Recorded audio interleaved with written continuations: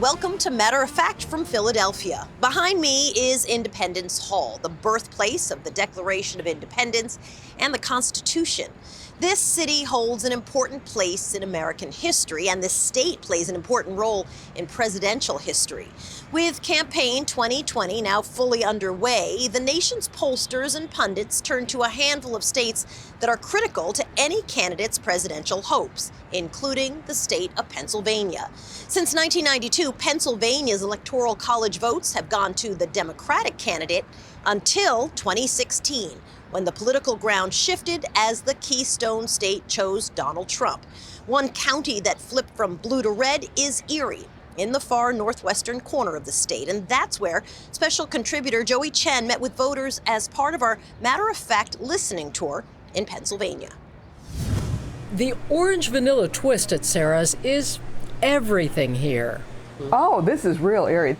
If somebody has lived here for a year and they haven't been to Sarah's, they haven't been to Erie. It's also a treat that perfectly captures the flavor of Erie politics. Sharp contrasts twisted together. Do you think that the rest of the country understands Erie's politics? No. I think that's why Erie was one of the top counties that changed their mind to go. And the rest of the country needs to catch up. We asked 71-year-old Judy Phelps, a lifelong Democrat turned die-hard Trumper, to join us.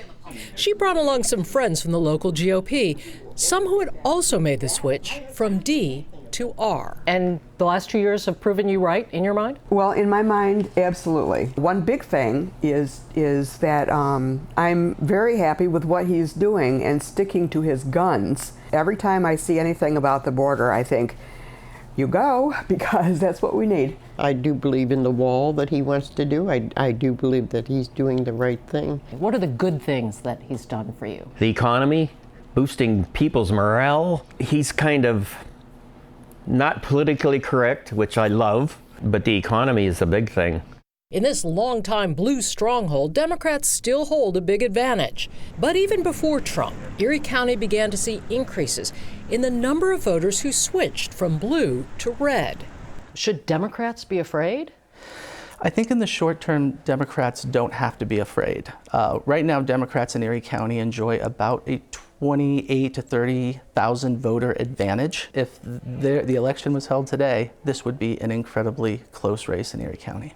At Erie's Mercyhurst University, Professor Joseph Morris runs the Center for Applied Politics. When people from outside of Erie look at our home, what they see, I think, is an old manufacturing town, a Rust Belt town that is filled with these blue-collar voters. Really nothing could be further from the truth.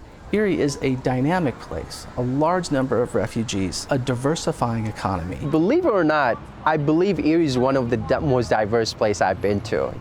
Maytom is one of Erie's new Americans. More than 10,000 refugees live here today, and 1 out of every 5 residents is foreign-born, helping to shore up Erie's declining population. And there's also a younger generation moving back.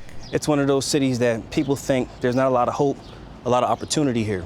But I definitely think now that narrative has definitely changed. The national press is telling one story about Erie being this divisive place.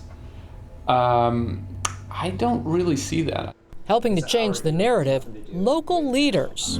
There lies a world that we learn from and rise from. Frustrated by outside media reports about their community, they chose to work across party lines to tell their own story. This is our Erie. This grassroots production, not funded by the local Chamber of Commerce or the Tourism Board, Our Erie aims to be a springboard for more productive partnerships. It's not about politics, it's not about Trump. It's about how we feel about our community and what we're going to do about it. I don't think we have the space or the bandwidth to separate through party in a place like Erie, Pennsylvania. And that may be the biggest warning to politicians of any political stripe here. Just don't make any assumptions about this community. It votes like its favorite dessert, with a twist. For Matter of Fact, I'm Joey Chen in Erie, Pennsylvania.